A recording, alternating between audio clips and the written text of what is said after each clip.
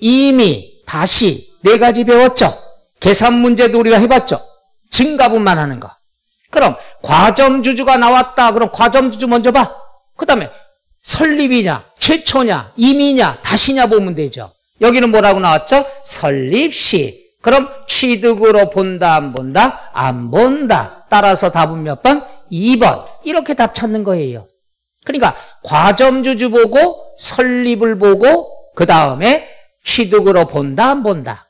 요거 할 때 주의사항 이렇게 나오죠. 설립시냐, 설립후냐 이렇게 나와요.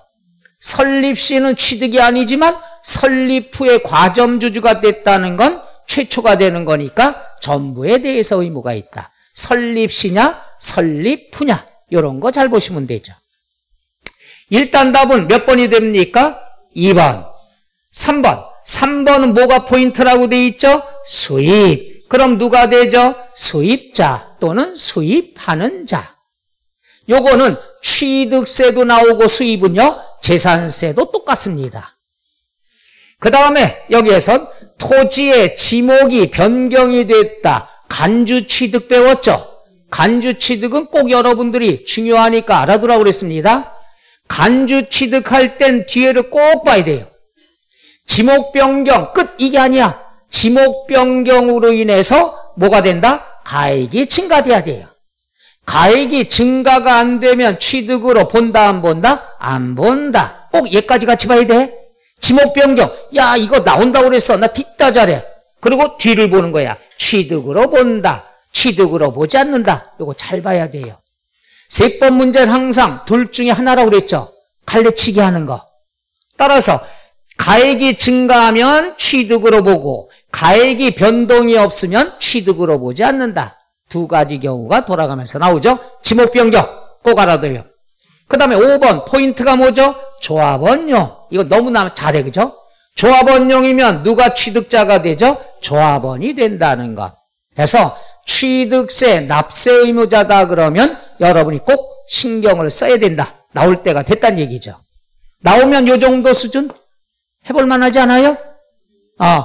해서 네 가지에 관한 것 꼭 알아둬야 돼요. 간주 취득은 무조건 신경 써야 됩니다. 간주 취득. 뭐뭐 있었습니까? 간주 취득은 건축물의 개수 대수선, 차량의 종류 변경, 토지의 지목 변경, 과점주주의 주식 취득. 네 가지 간주 취득. 얘는 무조건 알아두셔야 된다는 것. 자, 그 다음에 5번.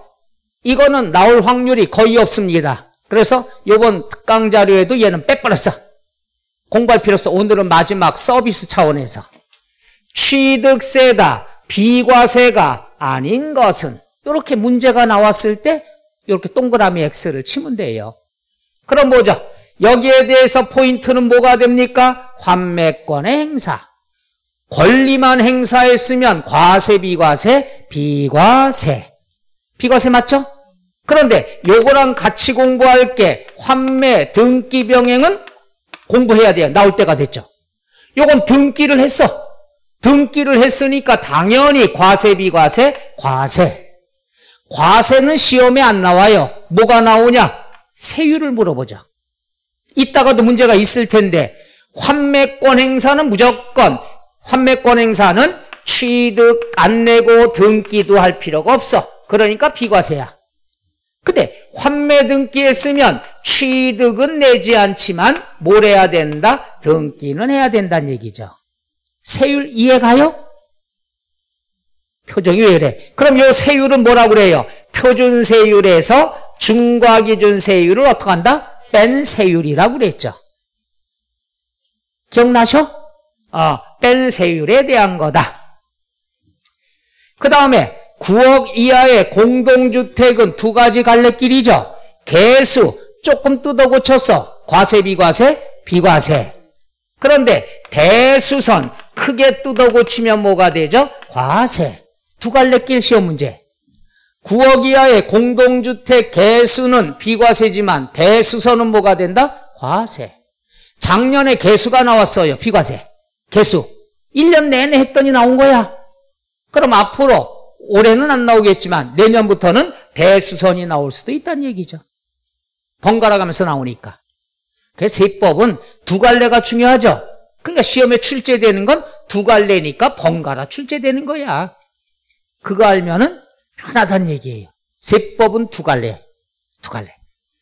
그 다음에 세 번째, 국가의 귀속인데, 국가, 지방자치단체 조합은 동급이라고 그랬죠.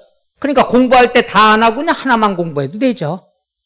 국가의 귀속, 국가의 기부 체납이다. 나라에 헌납하는 거니까 충성하는 거죠. 과세, 비과세, 비과세. 그 다음에 임시용 건축물, 임시용 건축물이다 그랬으면은 뭐가 되는 거죠? 1년을 초과합니다. 1년을 초과하면은 과세, 비과세? 과세가 되겠죠. 과세. 그 다음에 뭐가 있어요? 신탁재산. 신탁재산 중에서 위탁자로부터 수탁자에게, 이게 전설 속의 탁탁이라고 그랬죠. 이해가셔? 탁탁이끼리는 거래로 볼 수 있다 없다? 없다. 따라서 뭐가 된다? 비과세. 1번 환매권 행사 비과세, 공동주택 개수 비과세, 국가의 기부 체납 비과세, 탁탁이 비과세. 그럼 1년 초과하는 임시용 건축물 당연히 뭐가 되죠? 과세. 그래서 몇 번이 됩니까? 4번이 되죠. 요것도 볼 때 숫자를 먼저 보면 안 된다고 그랬죠. 뭐부터 봐야 돼? 숫자 몇 번째 봐라? 두 번째 보란 얘기죠. 요런 것들이 다 함정들이 되는 거.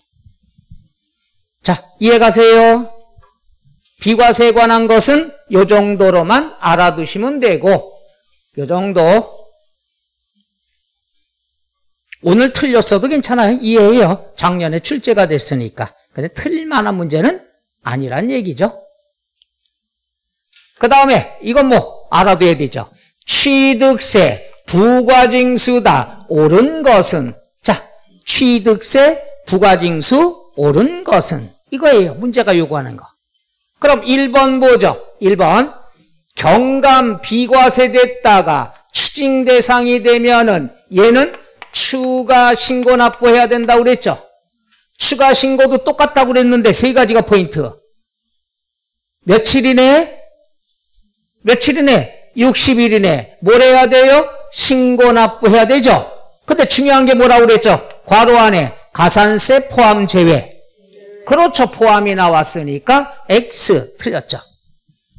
그래서 추가 신고 납부는 일반 신고와 똑같아요. 취득세는 며칠 이내 신고하라고 그랬죠? 60일. 따라서 추가 신고나 일반 신고나 똑같아. 60일 이내에 신고 납부. 다만 포인트는 가산세는 어떻게 한다? 제외. 항상 추가 신고할 때 가산세는 괄호로 나온다고 그랬죠? 여기서 포함이 틀렸다는 거.